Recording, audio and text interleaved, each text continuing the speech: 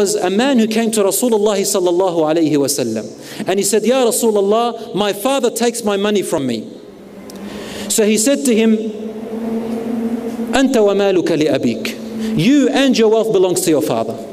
That's the authentic part, narrated in Ibn Majah. The other unauthentic part, the meaning is correct. It says that he said, call your father. So he called his father along.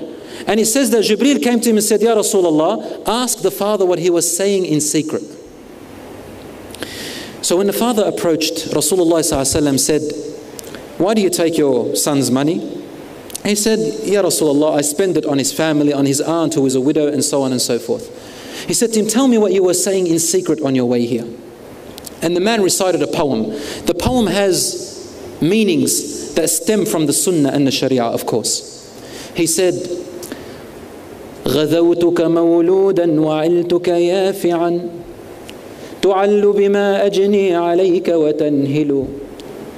He said, I nourished you when you were an infant and looked after you as you grew up when you were a toddler, watching every step you take. إذا ليلة نادتك بالسقم لم أبت بسقمك إلا ساهرا أتململ, or something like that. He says, when a night passed you and pain struck you, I would stay up all the night looking at you. Me, with my eyes open, afraid for the pain that has struck you. تخاف الردى نفسي عليك وإنما لتعلم أن الموت وقت مؤجل. He says, I used to fear the grain of sand or the particle in the air from entering your eye. And so I was very careful and overprotective. When I see that a pain was in you, I wish that it was in me instead of you.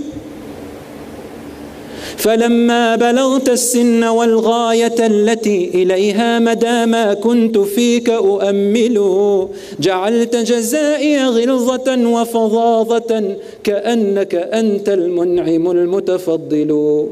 He says, I looked forward to the day when you will grow up, the day when you will graduate, the day when you will get married, the day when I will see you become the man that I've always looked forward to, awaiting to see the work that I have strived for and sacrificed my life and time for. You gave me my reward, alhamdulillah. Finally, my reward from you was harshness and abuse and selfishness and miserliness.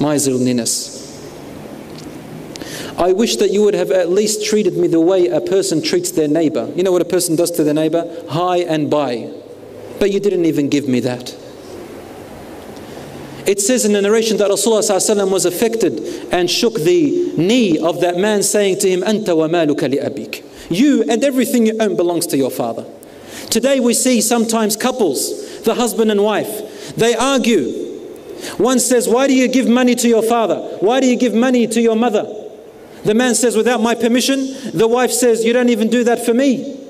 They argue about the rights of the parents. Allahu Akbar. Listen to what Rasulullah sallallahu alayhi wa sallam said. He said, Burru aba'akum taburrukum abna'ukum. Be dutiful towards your parents. As a result, your children will be dutiful towards you. This is a two-sided thing, brothers and sisters. I want you to analyze it.